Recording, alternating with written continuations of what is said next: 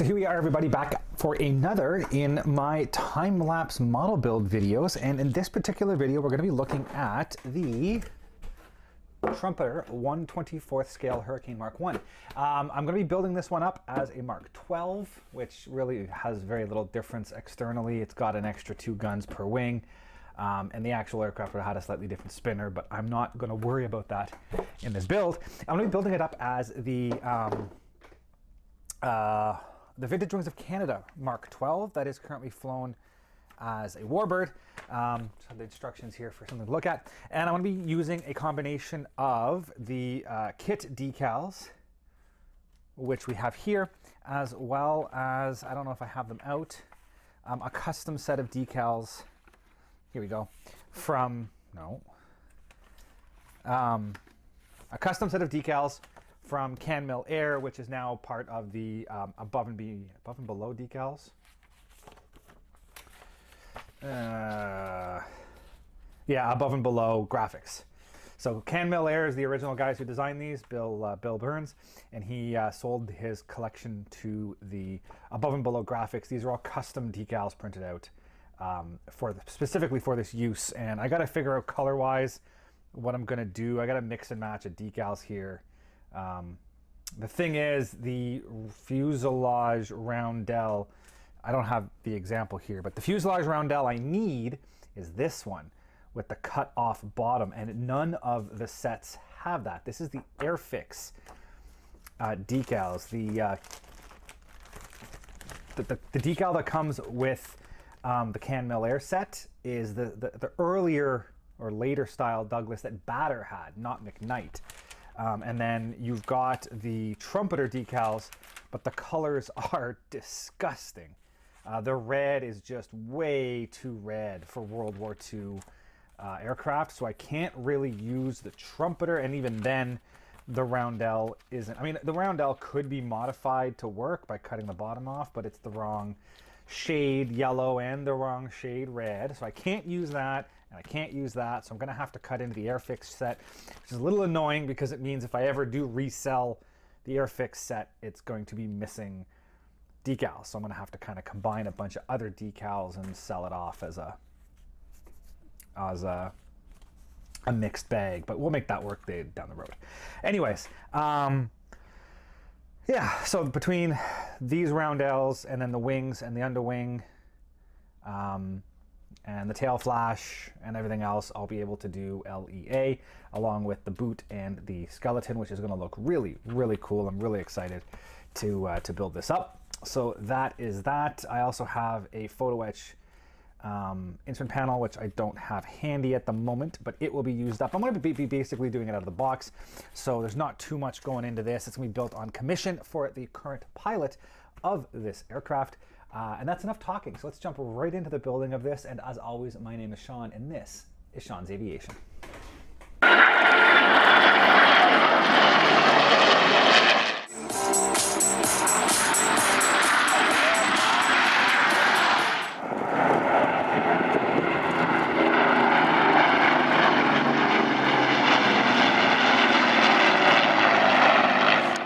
As always with these aircraft kits, I do get started in the cockpit, and other than the aftermarket instrument panel, which you'll see here in a bit, I build everything straight out of the box and just do some detail painting.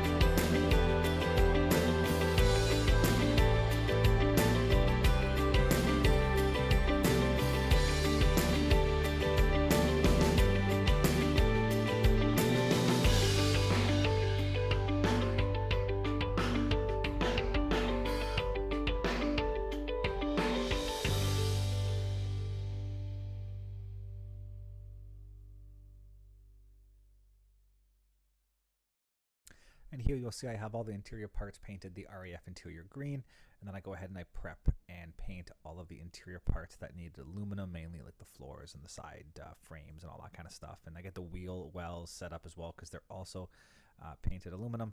And then once all that is ready, I start doing some detail painting, some black wash and all that kind of stuff, and then start assembling the final assemblies of the cockpit and all of that other interior stuff.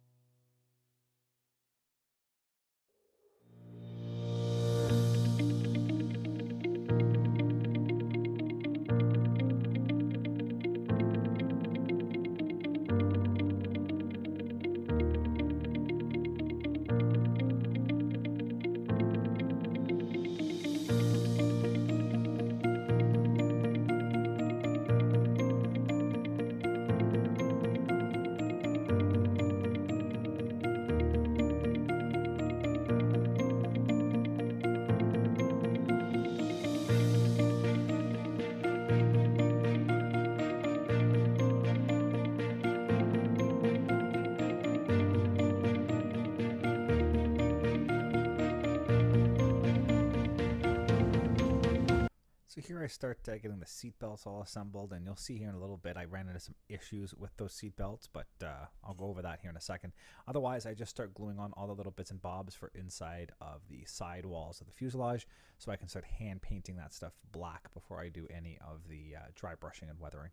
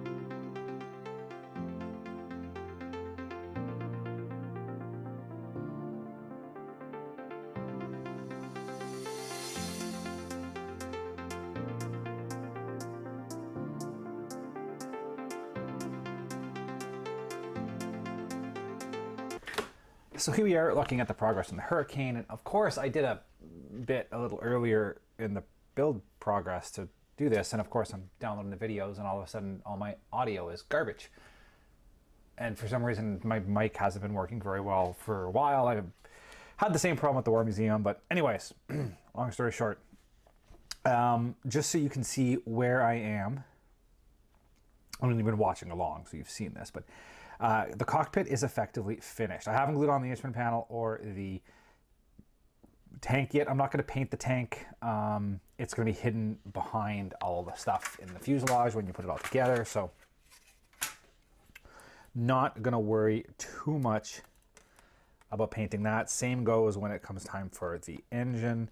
I'm not going to paint any of the engine up. It's going to be living behind. Well, why is that being difficult? There we go. It's going to be living all behind the cowling, so I'm not going to worry too much about painting up the engine. I have to install the engine in order for the exhaust stacks to have something to stick to, but other than that, I'm not going to worry about it.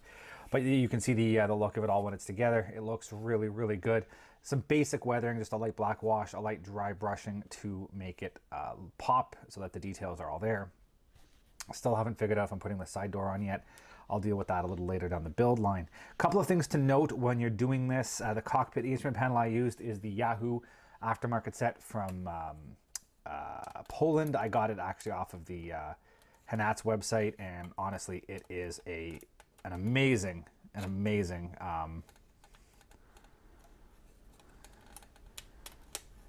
something's not sitting square, but I'll deal with that later. Anyways, it's an amazing set if you have a chance to get it. It's not that expensive. I think I paid about £10, so $15-20 Canadian, and it 100% increases the detail level of this build.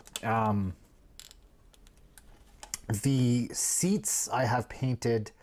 Sorry, the ejection seats. The straps. There we go.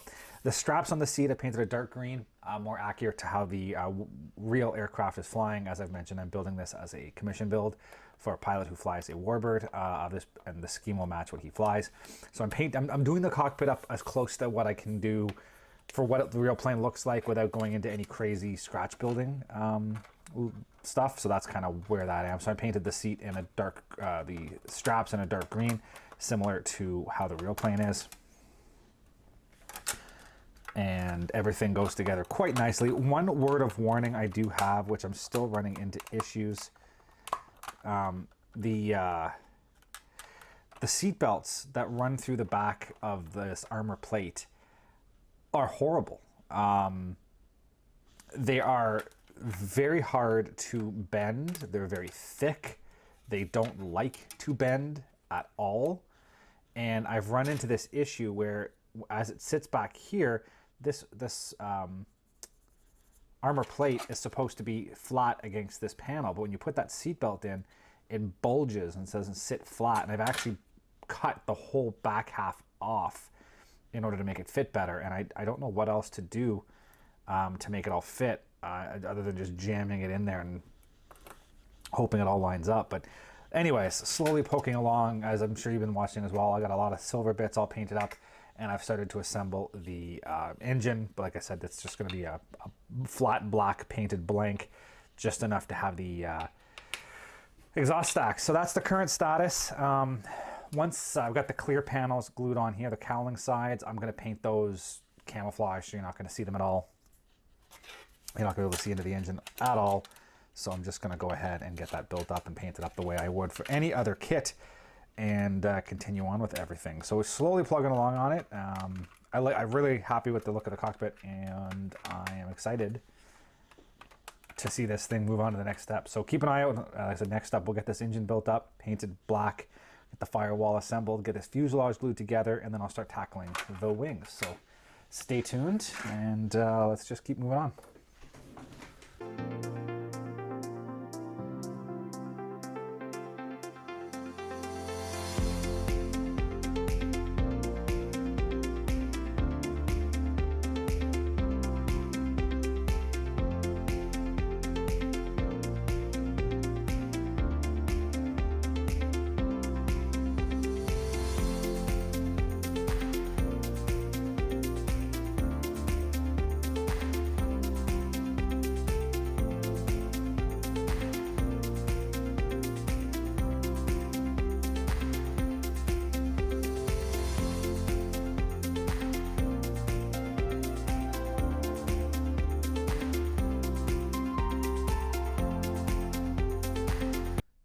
just going ahead and finishing up that engine block, and then I go ahead and just give it overall just a flat black, and then I don't really worry about it after that. It doesn't get any weathering or anything. It just stays as a flat black kind of core. As mentioned, it has to live in there in order to give something for the exhaust stacks to attach to. I don't even paint the engine mounts. I just paint everything up enough to say it was painted, and then if you saw anything from an angle, it would look clean and would look good, and then that was it. I just assembled it and put it all in place.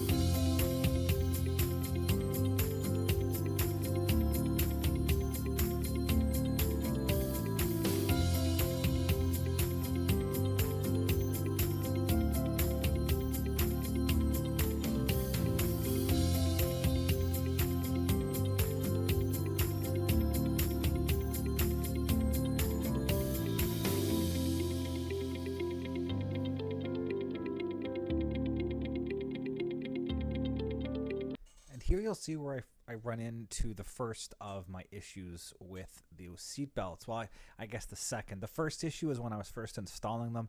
It's a really thick, stiff brass, and it's very hard to bend it in a tight enough radius to fit cleanly through the back of that armor plate behind the pilot. And then here, as I'm trying to fit the cockpit together, because that brass is so thick, and you have to make such a wide radius as it feeds through that, as I just mentioned, it actually gets in the way of that back turtle deck area of the rear fuselage, and it doesn't sit right, and it puts a lot of stress. And there might have been an issue you saw me trying to actually fit it, and I couldn't figure out why the cockpit didn't want to fit properly, and it was because that seatbelt back part, the little piece that fit through the little tail, was actually causing the whole cockpit to sit kind of on a weird forward angle and not sit right. And I actually had to go through and cut it all down and make it fit and play with it and glue it. And it was a lot of work, but I eventually got there.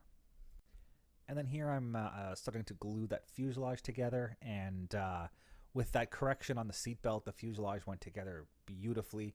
There was a tiny little seam behind the cockpit, but I cleaned up later without any issues.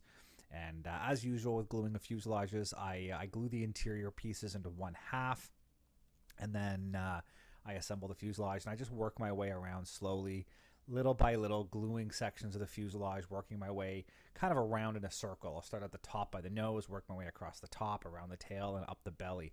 And that just ensures that I get nice tight seams all the way along, and you can put nice tight pressure on any specific spot. It doesn't pop up another seam. Sometimes you get some warps going on, and if you clamp the nose, the tail pops. If you clamp the tail, the nose pops. So if you start gluing it little by little by little, you can put that pressure on the tail to hold it, and the rest of the seams will stay together. So that's a pretty standard procedure. You've seen it if you watched any of my other time lapse.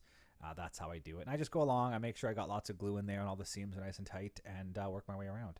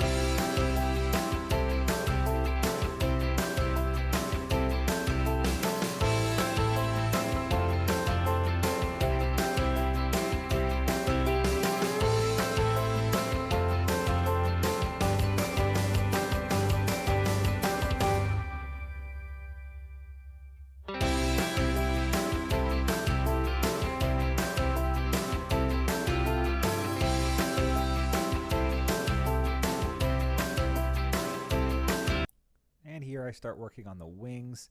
I don't end up using any of the interior components for the gun bays because I'm going to be building it with the gun bays closed. I don't need to use any of that. It's just wasted time and wasted parts, and they're all sitting in my spares bin now. So you'll see I glue the gun bay doors in now. I put them in place and glue from behind to make sure I get a nice tight seam without any type of glue residue on the top surface. And then once those are in place, there's not much else stopping me from gluing in the wheel well, and then getting the entirety of the wings glued together. The top halves glued to the bottom half, and then also again it allows me to line up all of those seams. If you tend to glue the lower half on first, then you try to glue the upper panels after, which some instructions ask you to do.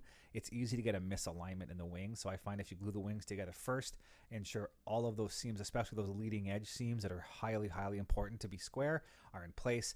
It's a lot easier to clean up the fuselage seams after the fact. So that's what I go ahead and do on this one.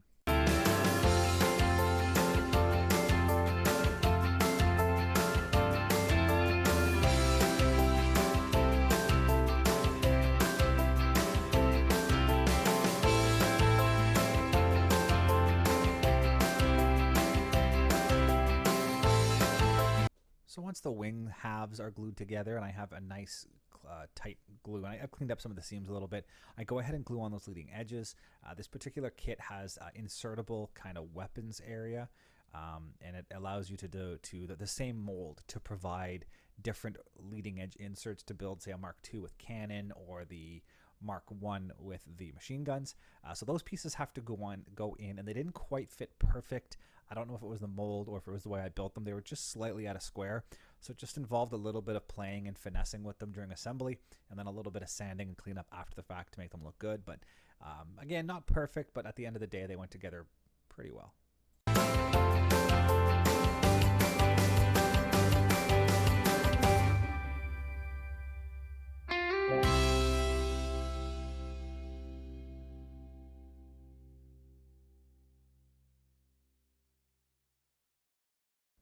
And then at this point, I start gluing the wings onto the fuselage. And again, I kind of glue the center section first, the belly center section. at the back and at the front. Get those glued in place nice and tight and make sure all of that is lined up properly. And then I go ahead and ensure that the actual wings are glued in. So you'll see where I glue those first, I let it dry, then I come back and I do one wing at a time, and I use a big long piece of masking tape to put some upward tension on the wing and close up that wing root seam. And then I can just flood it with some liquid glue and make sure that it gets a nice strong bond. And then I do the other side in the same bit. Your wings, I mean, there's no guarantee I have perfect dehydral on those wings. I wasn't going for that. I just want to make sure that that wing seam is as tight as possible and as minimal cleanup at the end. And you'll see near the end there is a little bit of a gap, but it doesn't look unrealistic, so I left it.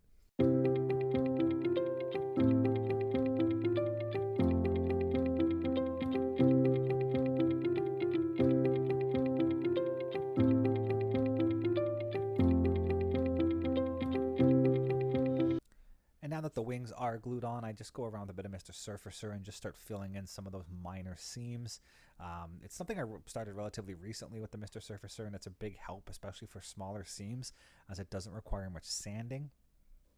The larger seams, you still have to use a bit of putty, and you'll see later on when I do that. But for here, I just start cleaning up as many of these little seams as I can with the Mr. Surfacer and making sure that's good. I might do a tips and tricks video at some point about that. If you do want to see more, yeah, it's pretty simple process. There is lots of other videos online if you do want to get into it. I just ended up looking for one and figuring out what I was doing because I'd seen other people do it, but didn't really know the ins and outs of it. So really easy process, and it fixes a lot of those minor, little tiny gaps.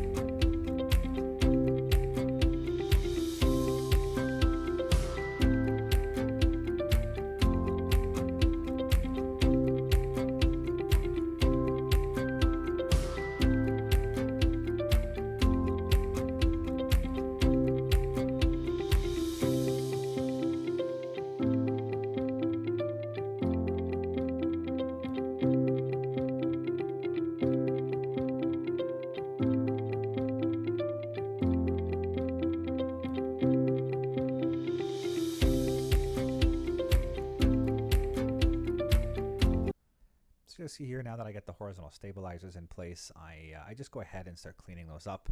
A little bit of Mr. Surfacer along those seams to try to clean those up, and you see pretty quick it didn't work out quite well.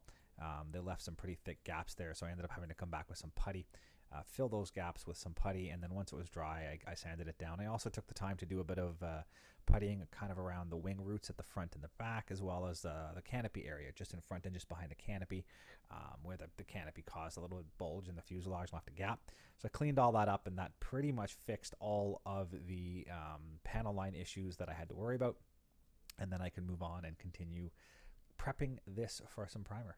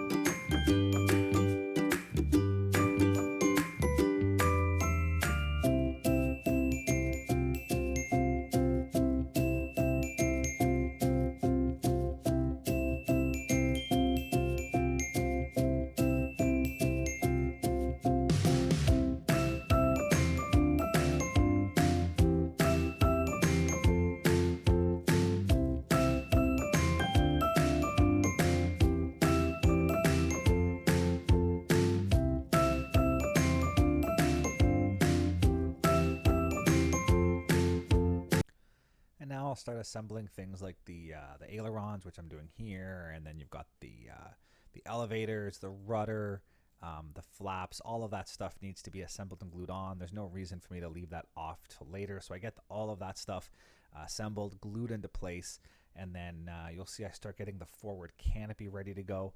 I get it cut off the sprue, cleaned up, glued into place, and then I go ahead and start masking that once it's glued in place.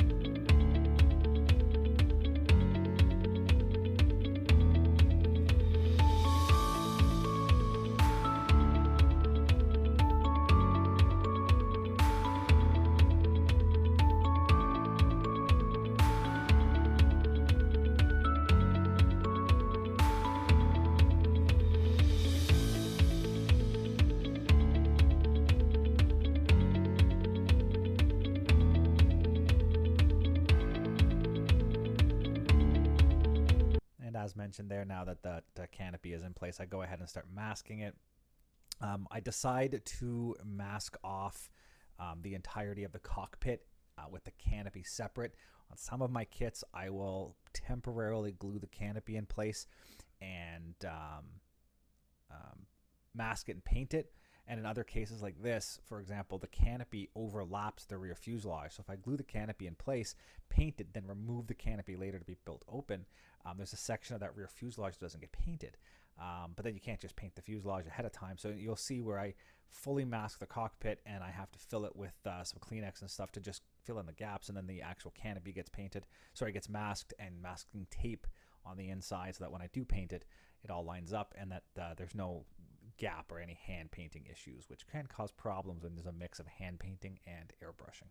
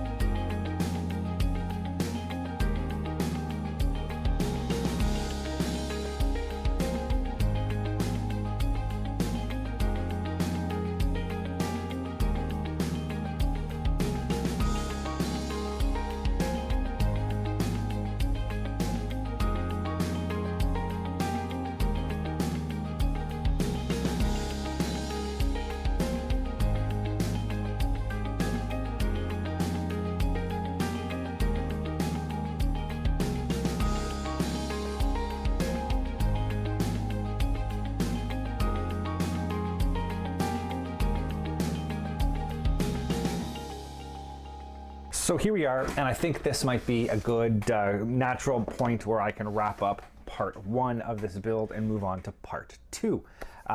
So part 2 will include all the painting and whatnot. This part 1 just takes me up to the end of a kind of primer, and that is exactly where the kit is. It is at the primer stage. It looks really good. I mean, it's not perfect, but I don't want it to be necessarily perfect. I am building this as a commission build, I'm sure I've mentioned that a few times. The person I'm building it for was very okay with it not being perfect. He said, you know, don't go too crazy with it. So there's a few little things here where the gun bays are where I didn't worry too much. And there's a panel line here. Luckily, it lines up with a natural panel line, and there is actually some gaps there on the real plane. So again, I'm not too worried about it. Other than that, it's come together really, really well. And I can live with the majority of. I'm not going to live with that though. That's slightly annoying. Just noticed there's a bunch of flash along the wing here. Yeah, problem solved. Anyways, it's at a point where I'm happy to move on and start with the paint. I've got the radiator housing here as well as the intake. These I want to paint separately, and I'll explain in a second why I'm doing it that way. And then the canopy here is also ready to go, and I've got all my gear doors and stuff over here that's also ready to go. So like I said, part 2 will be including all of the actual painting and weathering and stuff. Actually, very minimal weathering I'll be doing on this, but this is my focus. So if you're watching this pretty soon after I upload this video, part 2 will not be done for a couple of months. This one will probably be the first one I finish and should be the first part 2 video I do upload. If I have completed it, if you're watching this a couple of months or years after I first uploaded it, down below in the description, there'll be a link to part 2 where you can watch the next half of this, the finishing of this. And I might put a link up top if I remember, you can click it and take you over to that video. In part 2, like I said, I'm gonna paint it and get it all finished. It's gonna be relatively clean. I'm gonna say almost perfectly clean weather-wise. It's gonna be built up as a current warbird, so it's not dirty. I might do the slightest, faintest exhaust staining just to make it look like it was used, but overall, I'm not gonna do heavy black wash or guns or anything like that.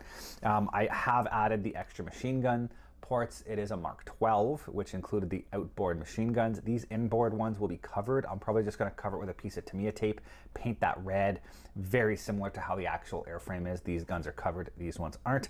Things like these landing lights I'm going to do after the fact, wingtip lights a lot on after. In terms of painting, I'm going to do, it's an early Battle of Britain scheme. So one half of the body is, the bottom of the fuselage is sky, the other half is black. And that also includes things like this radiator tub. So it will have half sky, half black, but that actually carries underneath this lip and inside this intake. So it's going to be a lot easier to mask and paint that as a separate piece, which is what I plan on doing. I can slip the paint in, wrap the paint over on both sides, make sure it's half and half, and then paint up the radiator, put it in after, and then glue all of this in after the fact, after it's painted, and the painting will then line up exactly how it needs to line up. Same with the carb intake. It's gonna be a lot easier to mask in underneath here when it's a separate piece, and I can just run a piece of tape, and that way the demarcation line will line up exactly as it needs to line up. So these will be painted separately. So half sky, half black. I might have that backwards. I don't know which wing is which. I have to look still. But one wing will be black, one wing will be white, or sky. And the belly of the fuselage is perfect. And then what I do, luckily the paint for this is very similar to the paint for the Lincoln. So like the black wing, I'll paint. So I'll do one wing sky. I'll probably do a lot of it sky. And then mask that off. And then paint the green and brown on the top. And then when that's masked off and cleaned up, then I will do the black wings. The black, you always go from lighter to darker, so that's the plan. And then as I paint the green and the black, and I'll be doing the Lincoln at the same time. And this is my focus because I want to get this completed and hand it off to the owner, preferably sometime in August. We'll see how the timeline goes, but this is my focus. Yeah, and then like I said, be relatively clean. So once the paint is done, it's just decals. I have the decals, be super easy to get them going. Just give it a semi-gloss finish, get all the prop and landing gear and lights and clear pieces on, and then I can hand it off. So this is my focus. It should be relatively easy to finish off. and there's nothing crazy other than the paint scheme. There's nothing crazy I need to do with it, so I'm very excited to see that. So I want to wrap it up here. Thank you all for watching. I know sometimes these videos can get long, and watching someone build a model is boring. So if you did make it to the end, thank you. Take a look at the channel, or blah, blah, blah. Take a look at video number 2 for this build, as well as any of my other time-lapse builds. And yeah, we'll see you all next time.